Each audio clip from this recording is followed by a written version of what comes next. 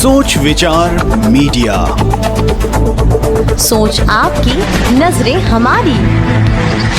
नमस्कार, आप देख रहे हैं सोच विचार मीडिया में मैं ममता सोनी। छत्तीसगढ़ राजधानी रायपुर के दुधाधारी मठ के पीठाधीश्वर राजेश श्री राम सुंदर दास महंत जी छत्तीसगढ़ गौ सेवा आयोग के अध्यक्ष हैं, जिनसे मिलने पहुंचे छत्तीसगढ़ प्राइवेट कृत्रिम गर्भाधान कार्यकर्ता, जिन्होंने पीठाधीश्वर महंत जी को आवेदन सौंपा, जिसमें लिखा था प्राइवेट कृत्रिम गर्भाधान कार्यकर्ता के नाम से जाने जाते हैं, जो गौ सेवा कार्य में विगत 15 सालों से जुड़े हुए हैं। शासन द्वारा जारी दिशा निर्देश का पालन करते हुए अपने कार्य क्षेत्र में गौ पशुओं प्राथमिक उपचार, बधियाकरण, टीकाकरण तथा अन्य कार्यों को संपादन कर रहे हैं। छत्तीसगढ़ शासन की महत्वाकांक्षी गौधन न्याय योजना का क्रियान्वयन ग्रामीण क्षेत्रों में गौठान के माध्यम से किया जा रहा है, जिसके मूल में ग्रामीण अर्थव्यवस्था के सुदृढ़ीकरण की आधारशिला रखी जा चुकी है। उनका कहना है कि वर्तमान में जिला खनिज विकास निधि से पत्रोपाधि प्राप्त युवक युवतियों का चयन कर उनकी गौठानों में नियुक्त किए जाने बाबत शासन स्तर में आदेश प्रसारित हुए, जो कि संविदा आधारित होंगे। गौ सेवा में हम सब ग्रामीण क्षेत्रों में कार्य कर रहे हैं। कृपया अपने कार्य अनुभव की दृष्टिगत रखते हुए हम सभी को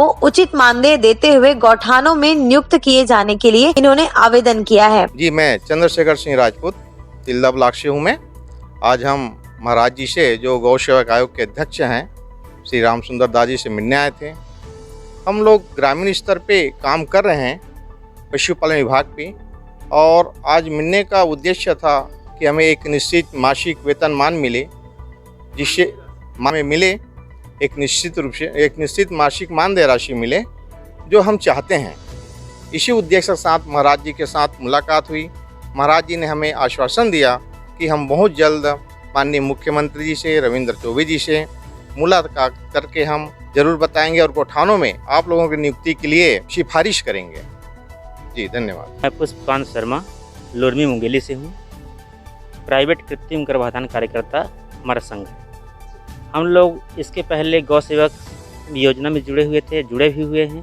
1999 से हम काम कर रहे हैं, लेकिन सरकार के द्वारा हमें कोई निश्चित मानदेय नहीं है, तो उसकी पीड़ा होती है। तो हम चाहते हैं कि अभी सरकार के पास एक कार्य है, गौठानों में नियुक्ति।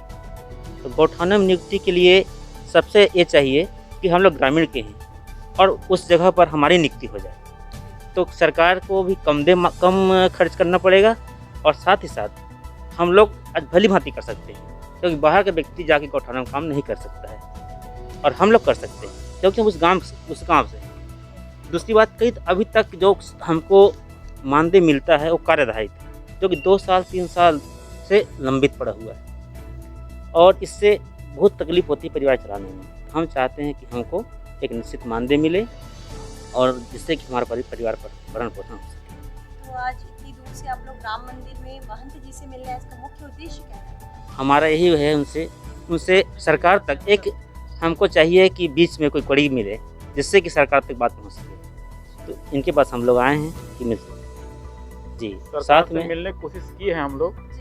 उसमें हम लोग के विभाग के द्वारा भी और कहीं मंत्रियों के द्वारा भी उपेक्षित हो जाते हैं। सही बात हम लोग रख नहीं सकते, इसलिए महंत जी से जी हमारे छत्तीसगढ़ के सब नवयुवक हैं, और ये लोग गौ सेवा के लिए प्रशिक्षण प्राप्त किए हैं।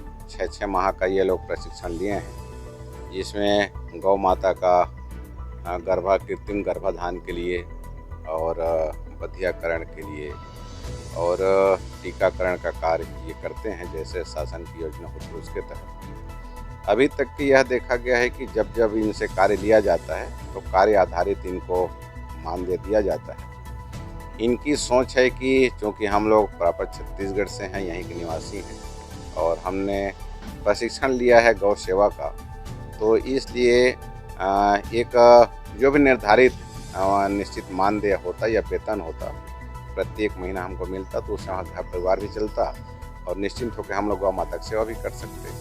ये इनकी मांग है, इस संबंध इन्होंने मुझे आवेदन दिया है, और उस आवेदन को गंभीरता से लेते हुए मैं माननीय हमारे विभागीय मंत्री रविंद्र चौबे जी से और माननीय हमारे छत्तीसगढ़ यशस्वी मुख्यमंत्री भूपेश बघेल जी से चर्चा करने के बाद कोई सार्थक पहल, सार्थक प्रावधान कर सकते हैं, निश्चित रूप से करेंगे। ये बात बिल्कुल सही है कि जब से माननीय मुख्यमंत्री भूपेश बघेल जी ने, माननीय रविंद्र चौबे जी ने मुझे गौ सेवा आयोग का जिम्मेदारी दिए हैं अध्यक्ष के रूप में, तब से छत्तीसगढ़ में जितने भी आयोग के द्वारा पंजीकृत गौशाला है उन सब में जा कर के गौवंशी वहाँ कैसे हैं, किस रूप में हैं, इसको देखने के लिए मैं प्रत्येक जगह जा रहा हूँ। उसमें अभी मैं 5 तारीख से लेकर के 7 तारीख तक 3 दिवसीय यात्रा में मैं सरगुजा में था और सरगुजा जिला में, सरगुजा संभाग में जितने भी गौशालाएँ हैं उन सब में भी मैंने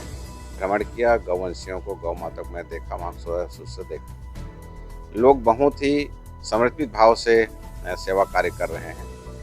वहाँ एक गौ सेवा मंडल सरगुजा करके नवयुवकों की एक टीम है जिसमें लगभग 100 से ज़्यादा नवयुवक हैं जिनकी उम्र 15 वर्ष से लेकर के 25 वर्ष तक की है और सब पढ़ने वाले बच्चे हैं, लेकिन बहुत ही समर्पित भाव से सड़क में जो दुर्घटना हो जाते हैं उन गौ माता गौवंशियों को और जितने घुमंतु गौवंशी हैं उनको वो लोग खूब उनका सेवा कर रहे हैं। और 3 दिन तक वो मेरे पूरे टीम मेरे साथ में रहे, सभी जगह हमने दौरा किया है, बहुत अच्छा लगा।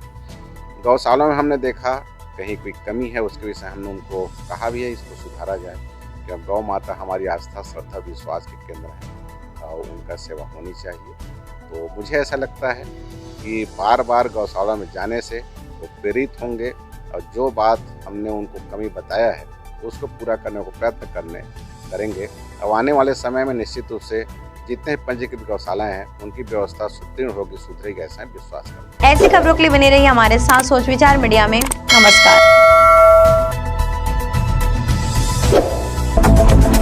सोच विचार मीडिया, सोच आपकी, नजरें हमारी।